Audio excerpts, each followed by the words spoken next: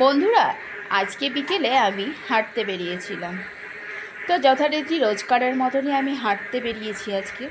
তো হঠাৎই আমার একটা বান্ধবীর সাথে দেখা হয়।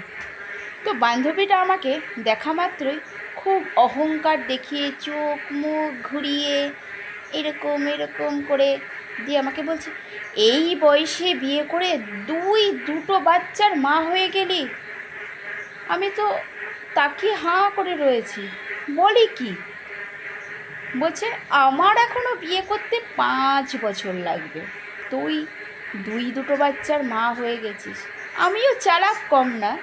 আমিও চালাকি করে তাকে একটা কথাই বললাম যে আমি 10 বছর পরেও যখন আমি আমার সন্তানদের সাথে সন্তানকে পাশে করে নিয়ে হেঁটে যাব, তখন লোকে দেখে আমাকে বলবে যে এরা বুঝি বন্ধু কিংবা ভাই বোন, কিন্তু 5 বছর পরে তুই বিয়ে করার তুই তোর বাচ্চাকে নিয়ে রাস্তায় বেরোলে তখন তোকে সবাই বলবে এরা বোধহয় নাতি আর ঠাকুমা।